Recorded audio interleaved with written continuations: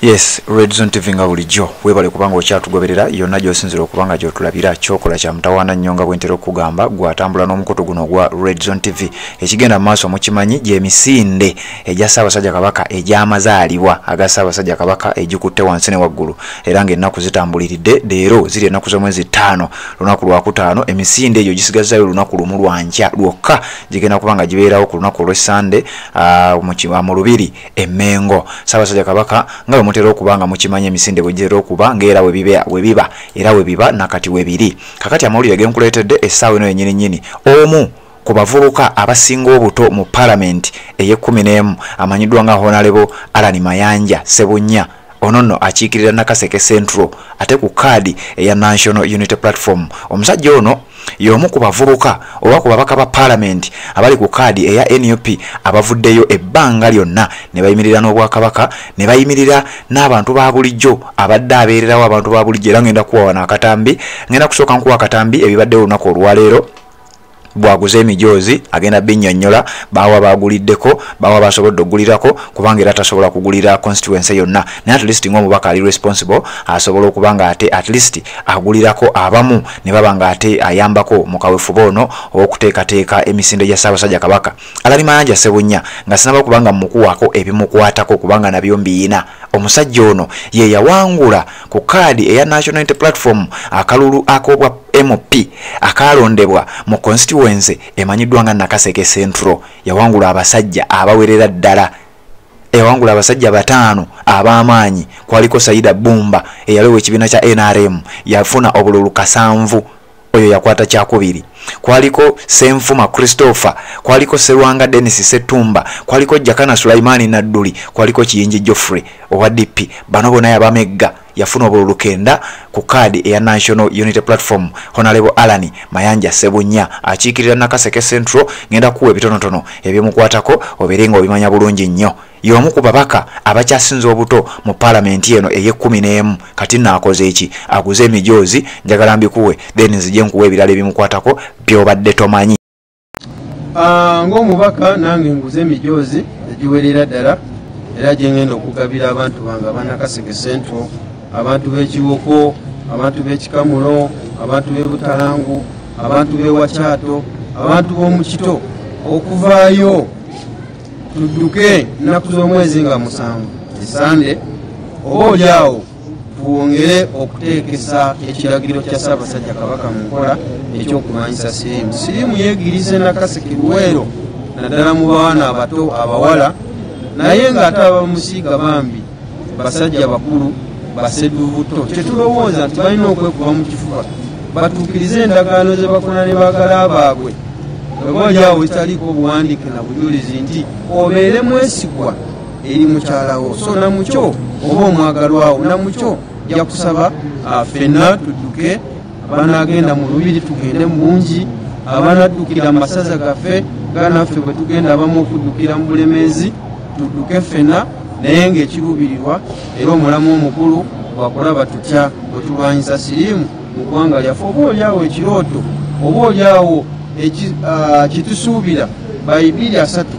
oba olyawo siriimu ono alinyiddwa ku nfeete weewaawo nga manyi ebisoomooza wakati awo bingi naye manyi nga kisoboka era ffenna tudduke.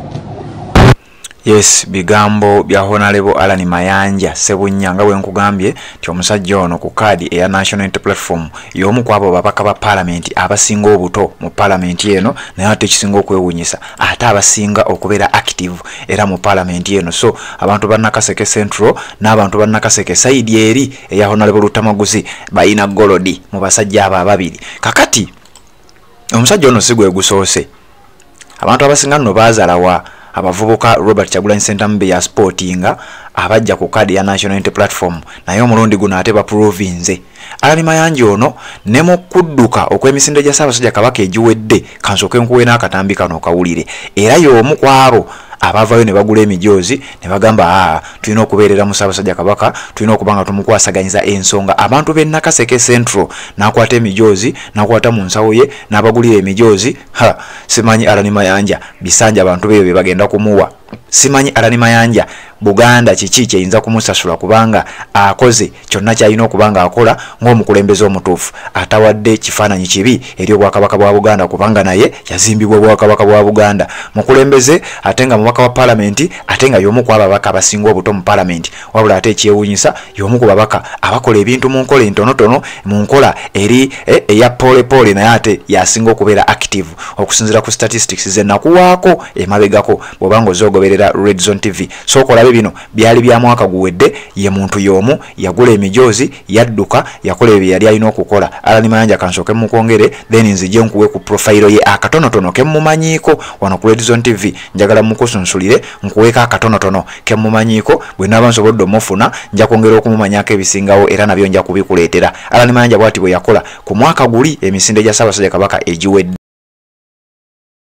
Alani Mayanja Ssebunya omubaka wa Nakaseke Central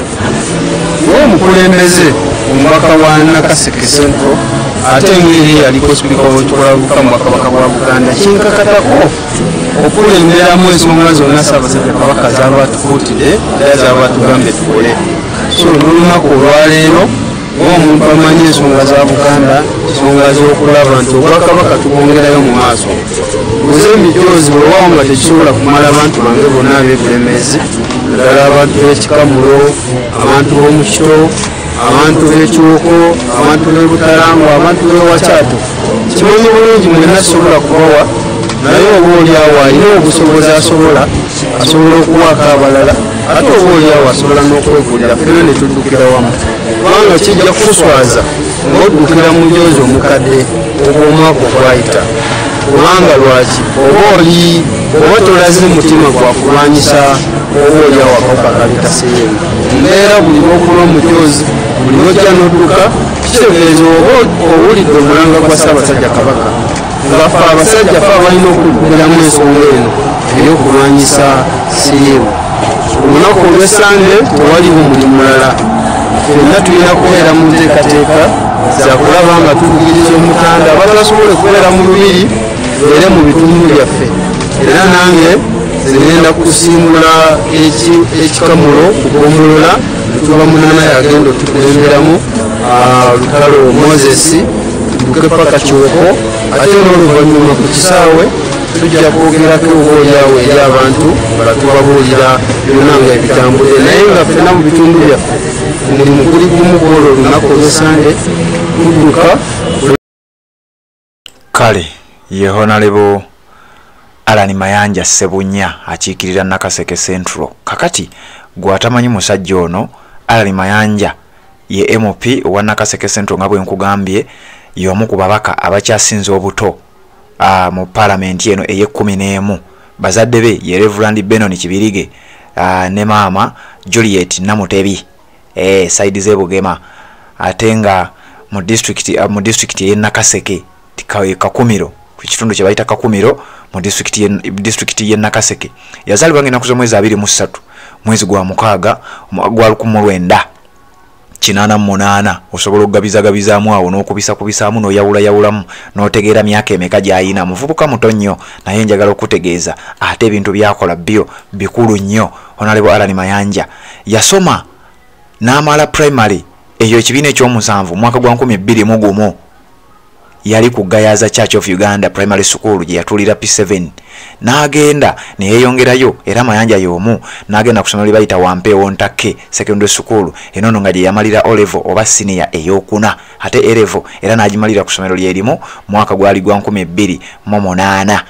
ono nno yajoyininga Datamine Technical Business School Makerere enono nga gye yafunira diploma mu IT oba Information Technology eno gye yafunira diploma eyo mu IT ku Datamine Business School Makerere. Alani Mayanja ono abadde mukulembeze yaliko mu Buganda Nkobazambogo Baganda Nkobazambogo yabeeramu nnyo yaliko mukulembeze mu Bwakabaka bwa Buganda yasavingaako nga speaker owa Buganda Kingdom Youth Council mumanyi Youth Council Buganda Youth Council BYC yaliko speaker waayo so kati olwaleero nkakasa muganda nge Kijambo bw'abanga akyaliko nga ye speaker owa BYC n'abaganda baffe abalala abaliyo naffe tubeerayo era tukiikayo at least obwolumu ne tutegeera ensonga z'abavubuka mu bwakabaka bwa Buganda bwe zitera okuba nga zitambula bwe zirina okuba nga zitambula era nga Ssejjengo yaliyo era sayidi eyo. Mayanja ono musajja mulimi ku myaka gye mito, musajja musuubuzi ku myaka gye mito, musajja mukulembeze ku myaka gye mito, musajja akoze ebintu bingi nnyo ku myaka egyo emito. Wabula ng'olwaleero ayongedde okuba nga agatta ku profile ye, ayongedde okuba nga akola ebintu eby'amaanyi, y'omu ku babaka abavuddeyo obwannamunigina n'agamba kangende ngula emijoozi mpagire obwakabaka ku nsonga eno egenda okuba nga ebeerawo ku Sunday ng'ennaku z'omwezi 7 kati wano ku Red Zone TV nange nekukubiriza goberera omulanga gwa Ssaabasajja Kabaka, goberera omulanga gwa Honorable Allan Mayanja n'abakulembeze abalala ababakuutidde ennyo okubeera nga mwetaba misinde gino ate n'okubeera nga mugula emijoozi muleme kuddukira mijoozi mikadde. Allan Mayanja Ssebunya atugezaako kwebaza ffenga Red Zone TV, webale kuba musajja w'amaanyi, webale kutu inspiringa ng'abavubuka okulaba nga obukulembeze at least tuyina ekyamaanyi kye tusobola okuba nga tukulabirako. Ate ne twebaza Robert Kyagulanyi Ssentamu okulaba n'akkiriza obeere omu ku bakulembeze banne n'akuwa kaadi y'ekibiina ekya National Unity Platform. Red Zone TV kwoli njagala kubanga ate mbalekawo tuwuliziganye mu updates eziddako, tukyabaweereza amawulire gonna nga bwe gagenda okubanga gajja, zona updates ezituuka wano ogenda kubanga ozifuna obeere nga amawulire gonna togamisinga. Bw'oba tonaba kubanga osubscribinga ku channel eno, kirira wansi awo olaba ekigambo subscribe kikwateko, osubscribinge okwate n'ekkade ka notification obeere nga tomisinga nsonga yonna. Red Zone TV bwetyo tutera okubanga tutambula.